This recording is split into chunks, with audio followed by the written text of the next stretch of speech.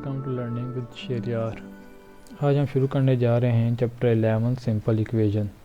इससे पहले हम देख चुके हैं कि हमारे पास एलजेब्रिक एक्सप्रेशन क्या होता है और उसको हम कैसे फैक्टराइज कर सकते हैं। अभी उसी से रिलेटेड अब आगे हम इसको सॉल्व करेंगे। बेसिकली हमारे पास सिंपल इक्वेशन होती क्या है। सिंपल इक्वेशन में हम जितने भी हमारे पास कांस्टेंट कोएफिशिएंट वेरिएबल होते हैं हम उनको यूज़ करके एक इक्वेशन बना लेते हैं। इक्वेशन किस चीज़ को कहेंगे कि हमारे पास दो या दो से ज़्यादा टर्म हो, एलजेब्रिक टर्म एक्सप्रेशन आ जाएं, हम उनको इक्वल का साइन डाल के लिख लेते हैं तो वो हमारे पास एक इक्वेशन बन जाती है। जिस तरह यहाँ पे हमारे पास एक एग्जांपल लिखी गई है, ये 4x + 7 = 27। तो यहाँ पर 4x एक हमारी टर्म है, 7 एक टर्म है और हमने यहाँ पे ये इक्वल का साइन डाल दिया है और यहाँ पे 27। अब यहाँ पे हम x की ऐसी क्या वैल्यू लिखेंगे कि यहाँ पे हमारे पास 27 आ जाए, या आगे फिर हम सॉल्व करने से बता सकते हैं कि हम इसको इक्वेशन कहते हैं। और ये इक्वेशन इसलिए कह रहे हैं कि क्योंकि यहाँ पर ये जस्ट एक वैल्यू पर डिफ़ाइन होगा। डिफ़ाइन होने से मुराद कि यहाँ पे अगर हम उसके अलावा फॉर एग्जांपल यहाँ पे अगर हम 5 लिखते हैं, 4 टाइम 20 + 7 27, यानी कि 27, x का आंसर क्या बनता है 5। अगर हम यहाँ पे 5 के अलावा कोई और वैल्यू डालेंगे तो ये इक्वेशन इक्वल नहीं रहेगी। क्यों नहीं रहेगी, इसको थोड़ा देख लेते हैं। सबसे पहले कि हमारे पास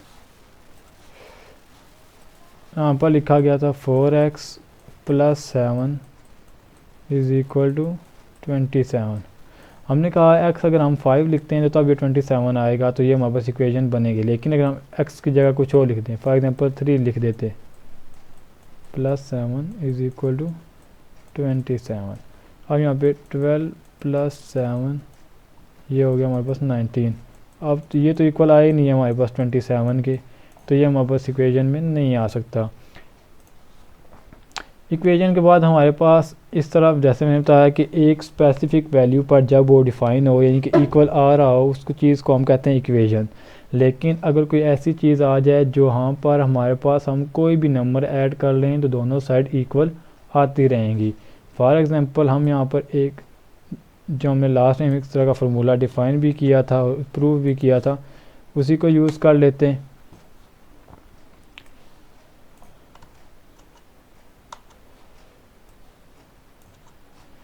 यहाँ पे लिखा गया x + y का whole square = x² + 2xy + y²। अब आप यहाँ पर x y की कोई वैल्यू भी लिख सकते हैं। लेफ्ट हैंड साइड और राइट हैंड साइड हमेशा इक्वल आएगी। कैसे इक्वल आएगी, इसी को हम सॉल्व कर लेते हैं। x हम लिख लेते हैं 2 और y लिख लेते हैं हम 1। तो यहाँ पे आ जाएगा 2 + 1 का स्क्वायर = यहाँ पे आ जाएगा 2 का स्क्वायर +2, x की जगह 2 आ जाएगा और y की जगह 1 आ जाएगा, +1 का स्क्वायर। लेफ़्ट साइड में हमारे पास क्या बनेगा 3 का स्क्वायर। राइट साइड पे 2 का स्क्वायर क्या होता है 4, प्लस 2 से मल्टीप्लाई होगा फिर 1 से मल्टीप्लाई होगा तो 4 + 1। लेफ्ट हैंड साइड पे 3 का स्क्वायर है ना, तो 3 का स्क्वायर क्या मतलब होता है 3 × 3, तो यहाँ पे आ जाएगा 9 = राइट साइड पे क्या आ जाएगा 9। यानी कि हम यहाँ पर x y की कोई भी वैल्यू पुट कर लें हमारे पास आंसर सेम ही रहेगा। यही फ़र्क होता है इक्वेशन और आइडेंटिटी में। इसको कहते हैं आइडेंटिटी, यानी कि इसमें आप कोई भी वैल्यू पुट करते जाएं लेफ्ट हैंड साइड और राइट साइड इक्वल आती जाएगी। लेकिन इक्वेशन में क्या होता है कि हमारे पास कोई ना कोई वैल्यू फिक्स होती है, जहाँ पर उसका आंसर राइट आता है, उसके अलावा उसके साथ जितने भी आंसर आएंगे वो रॉन्ग होंगे।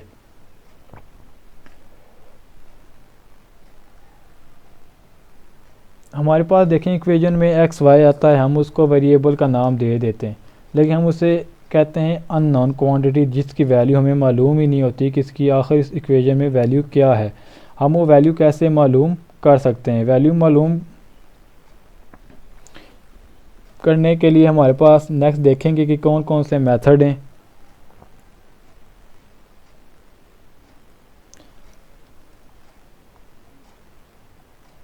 सबसे पहले अगर हमारे पास एक इक्वेशन है, यहाँ पे क्वेश्चन दिया गया है x - 3 = 2।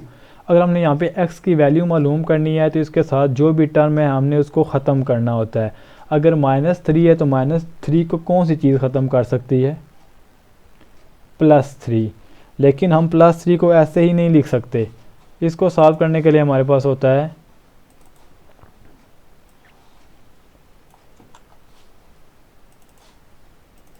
क्वेश्चन था x minus 3 is equal to 2।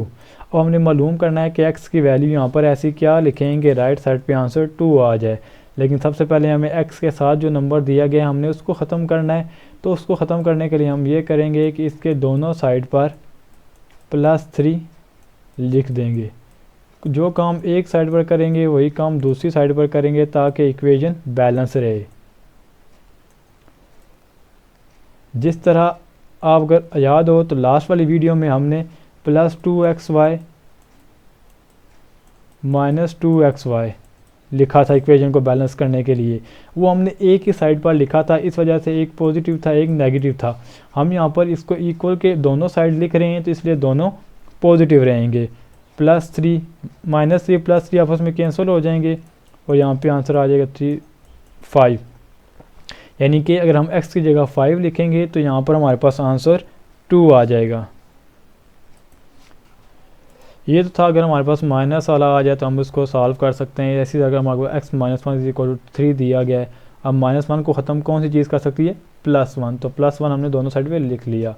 इसके अलावा अगर हमारे पास प्लस में आ जाए अगर उसको ख़त्म करना पड़े तो हम क्या करेंगे।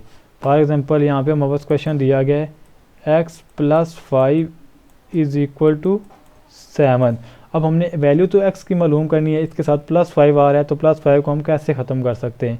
+5 को हम ख़त्म कर सकते हैं -5 से। तो जब हम -5 लिखेंगे लेफ़्ट साइड पर तो इक्वल के फिर हमने राइट साइड पर भी -5 लिखना पड़ेगा। ये आपस में कैंसिल हो जाएंगे, रह जाएगा x और राइट साइड पे 7 - 5 = 2 आ जाता है हमारे पास।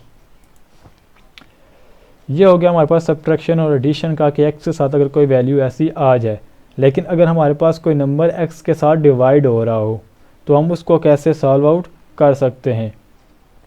तो उसके सॉल्व आउट करने का तरीका ये है, जैसे यहाँ पे क्वेश्चन दिया गया 1/5x = 4, तो इसको हम सॉल्व करेंगे 1/5x = 4। यानी x की यहाँ पे हम कौन सी वैल्यू लिखें कि इनको सॉल्व करने से आंसर 4 आ जाए।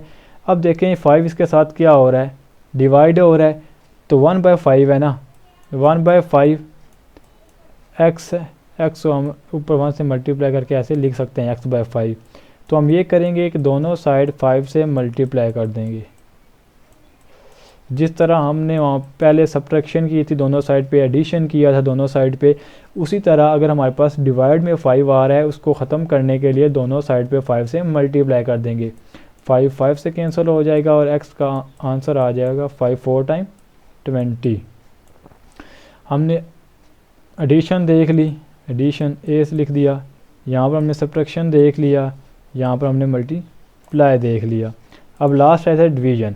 अगर हमारे पास कोई नंबर x से मल्टीप्लाई हो रहा है, जैसे यहाँ पर लिखा गया 4x = 12 आ गया है, तो हम इसको कैसे सॉल्व आउट कर सकते हैं। इसको सॉल्व करने के लिए भी हमारे पास मेथड यही है। क्वेश्चन दिया गया है 4x = 20। अब x के साथ ये नंबर मल्टीप्लाई हो रहा है, मल्टीप्लाई को ख़त्म करने के लिए हम क्या करेंगे, इसका इसी के रेसिप्रोकल से इसको मल्टीप्लाई कर देंगे। रेसिप्रोकल क्या होता है 4 का, 1/4 = 20 मल्टीप्लाई 1/4।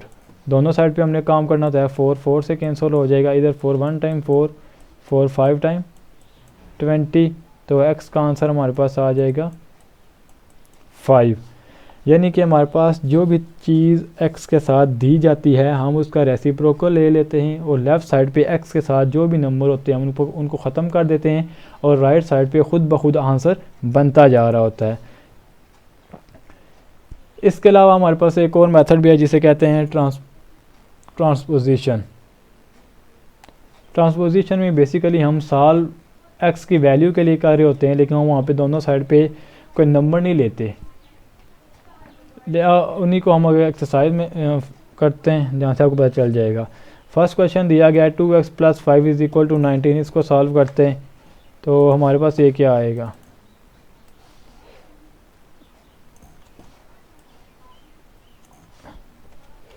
तो ये हमारे पास 2x + 5 = 19 दिया गया है। तो सबसे पहले देखें तो हमारे पास 2x के साथ यहाँ पे क्या नंबर दिया गया है +5, तो +5 को कौन सी चीज़ ख़त्म कर सकती है -5, तो दोनों साइड पे हम ले लेंगे -5, 19 -5, ये आपस में कैंसिल हो जाएंगे। 2x = 14। अब x के साथ क्या नंबर रह गया 2, जब हम यहाँ पर 2 रह गया तो हम इसको किससे मल्टीप्लाई करेंगे 1/2 से। 14 × 1/2, 2 से कैंसिल हो जाएगा, यहाँ पे आ जाएगा 2 1 टाइम 2 फिर 7 टाइम 14, और x का आंसर हमारे पास आ जाएगा 7। ये तो था हमारे पास कि अगर हम जैसे मैंने आपको मैसेज डाल के दोनों साइड पे एक जैसे नंबर लेने से हम कैंसिल आउट कर सकते हैं। अब यहीं पर हम दूसरा क्वेश्चन करते हैं जिसमें हम ट्रांसपोजिशन लगाएंगे। यहाँ पे लिखा गया है -7x + 2 = 23, तो हम इसको कैसे सॉल्व कर सकते हैं -7x + 2 = 23। तो यहाँ पे हम थोड़े से रूल आपको बता देता हूँ कि जब हम एक नंबर को इक्वेशन के दूसरी साइड पे लेकर जाते हैं तो क्या होता है।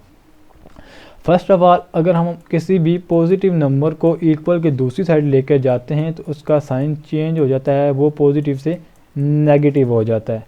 अगर नेगेटिव है तो पॉजिटिव हो जाएगा, अगर पॉजिटिव है तो नेगेटिव हो जाएगा। यहाँ पे आ जाएगा -7x = 23 में से 2 को कैंसिल करेंगे तो 21 आ जाएगा।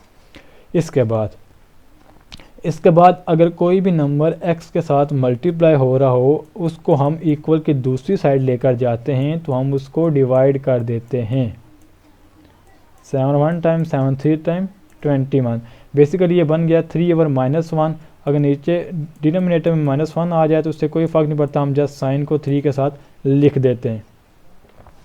हमने क्या किया कि अगर हमारे पास इक्वल की एक साइड +2 लिखा हुआ है, हम उसको दूसरी साइड लेकर जाते हैं तो उसका साइन चेंज कर देते हैं।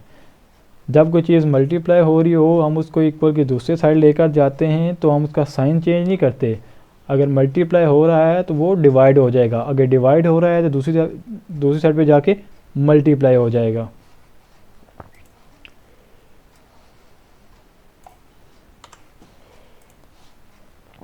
इसके बाद क्वेश्चन नंबर 3 है, क्वेश्चन नंबर 4 है, सेम इसी मेथड से होता जाएगा। क्वेश्चन नंबर 5 भी बस यहाँ पे 3 इन्होंने दे दिया है, 3 और 4 को पहले मल्टीप्लाई करेंगे और फिर सॉल्व करेंगे। क्वेश्चन नंबर 7 देखते हैं हमारे पास, जो कि फ्रैक्शन में आ गया।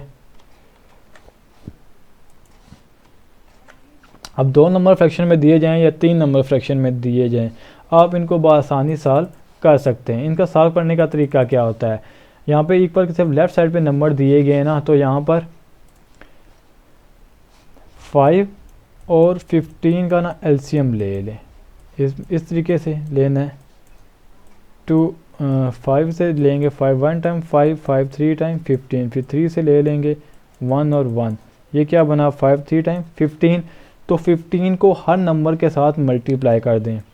15 × 6/5x, जो माइनस था वो इधर पहले लिखने से फ़र्क नहीं पड़ता, प्लस 15 × 2x डिवाइडेड बाय 15 = -4 × 15।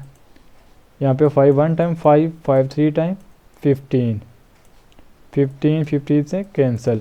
अब यहाँ पर देखें 6 को 3 से मल्टीप्लाई करेंगे तो आ जाएगा 18x, माइनस का साइन उसी तरह, प्लस 2x = 15 को 4 से मल्टीप्लाई करेंगे तो 60 और साथ में माइनस का साइन उसी तरीके से आ जाएगा। अब यहाँ पे 18x है 2x है, सेम टर्म में हम इनको ऐड कर सकते हैं और इनके देखें साइन क्या है अनलाइक टर्म में, यानी कि ऑपोजिट है, एक नेगेटिव है एक पॉजिटिव है ना, तो यहाँ पे सब्ट्रैक्शन होगी। जब सब्ट्रैक्शन होगी तो 18 में से 2 16 आ जाएगा। लेकिन अब यहाँ पे साथ में साइन कौन सा आएगा 16 के बड़ी वैल्यू का। अब देखिए यहाँ पे -16x के साथ क्या हो रहा है, मल्टीप्लाई हो रहा है। तो जब हम मल्टीप्लाई को दूसरी साइड लेके जाते हैं तो वो क्या हो जाता है, डिवाइड हो जाता है, -16। अब इन दोनों पे ऐसा कोई टेबल को जो दोनों को कैंसिल आउट कर सके, तो पहले हम 2 से कैंसिल करते हैं, यहाँ पे आ जाएगा 30, यहाँ पर आ जाएगा माइनस, उसी तरीके से यहाँ पे लिख लें। 60 के साथ भी माइनस है ना, ठीक है, 60 के साथ भी माइनस भी है और 16 के साथ भी है, तो ये दोनों माइनस माइनस भी आपस में कैंसिल होकर प्लस हो जाएंगे। 2 के टेबल से हमने कैंसिल आउट किया तो यहाँ पे 8 आ जाएगा। फिर 2 के टेबल से कैंसिल करेंगे तो 15 और यहाँ पे आ जाएगा 4। तो हमारे पास x का आंसर आ गया 15 डिवाइडेड बाय 4।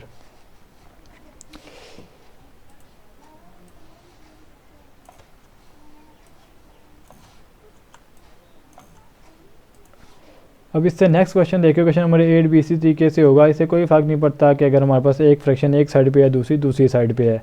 इसी से रिलेटेड क्वेश्चन नंबर 10 का लेते हैं, जहाँ पर हमारे पास 4 नंबर फ्रैक्शन में दिए गए, ताकि आपको आसानी से पता चल जाए कि हम इसको कैसे मल्टीप्लाई करते हैं। तो यहाँ पर x/2 3 4 6 8 यानी कितने ज़्यादा नंबर फ्रैक्शन में दे दिए। मैंने आपको पहले बता रहा हूँ, इक्वल के एक साइड हो या इक्वल के दूसरी साइड हो, सारे नंबर ले लेने आपने। 3 -4 6 और ये 8। इसका ज़रा हम एलसीएम लें तो पहले 2 के टेबल से लेते हैं। 3 उसी तरीके से आ जाएगा, टेबल नहीं जाता। 2 2 टाइम 4, 2 3 ज़ा 6, 2 4 ज़ा 8। फिर 2 के टेबल से करते हैं 3, 1 टाइम 3 उसी तरह यहाँ पे, फिर 2, फिर 2 के टेबल से करते हैं तो यहाँ पे हमारे पास आ जाएगा 3 -1 3 1। अब 3 के टेबल से करेंगे तो सारा 1 1 आ जाएगा। अब इन सब को मल्टीप्लाई करें। 2 2 टाइम 4, 4 2 टाइम 8, 8 3 टाइम 24। 24 हमारे पास एलसीएम आ गया। जब 24 आ गया तो 24 को हम हर वैल्यू के साथ मल्टीप्लाई करेंगे। 24 multiply x-2 divided by 3 plus 24 multiply x-5 divided by 4 is equal to 24 multiply x-5 divided by 6 plus 24 multiply x-7 divided by 8। अब यहाँ पे इनको अगर कैंसिल होते हैं, टेबल जाते हैं, कैंसिल कर देते हैं। 3 1 time 3, 3 8 time 24, 4 1 time 4, 4 6 time 24, 6 1 time 6, 6 4 time 24, 8 1 time 8, 8 3 time 24। अब इस 8 को अंदर मल्टीप्लाई करेंगे। पहले लिख लेते हैं कि 8 इंटू, कलर चेंज कर देते हैं ताकि x-2 प्लस 6 x माइनस, अब मल्टीप्लाई का साइन ही डाले, बस ब्रैकेट डालने से पता चल जाता है कि ये मल्टीप्लाई हो रहा है, क्योंकि इस जैसे क्वेश्चन आपको पहले भी इससे हैं और उसके बाद भी हैं वहाँ से। इस बात से आपको पता चल जाएगा हमने उन क्वेश्चन को कैसे सॉल्व आउट करना है। प्लस 3x-7, 8 को मल्टीप्लाई करेंगे तो हमारे पास आ जाएगा 8x। 8 को 2 से मल्टीप्लाई करेंगे तो 16, 6 को मल्टीप्लाई करेंगे तो 6x, 6 को 5 से मल्टीप्लाई करेंगे तो 30 इज इक्वल टू 4 को मल्टीप्लाई करेंगे तो 4x, 5 से मल्टीप्लाई करेंगे तो 20, प्लस 3 को मल्टीप्लाई करेंगे तो 3x, 7 से मल्टीप्लाई करेंगे तो 21। अब हमने क्या करना है, पहले लेफ़्ट साइड पे x वाली कांस्टेंट को सॉल्व करते हैं। ये भी कर सकते हैं कि एक साइड पे सॉल्व करें, राइट साइड पे सॉल्व करें और फिर इनको सॉल्व करें, या सारी x वाली वैल्यूज़ को एक साइड पर ले जाएं और जितनी भी कांस्टेंट हैं उनको दूसरी साइड पे ले आएँ। हम इस तरीके से कर लेते हैं। इधर लिखा गया 8x प्लस 6x।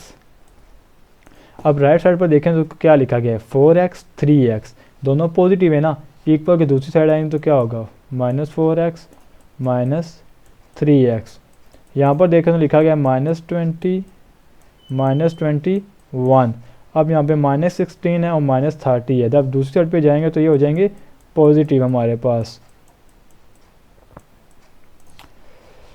अब 8 और 6 हमारे पास होता है 14x, माइनस माइनस प्लस ये होता है तो ये साइन माइनस का, और 7 और 3 4 और 3 7x आ जाएगा हमारे पास।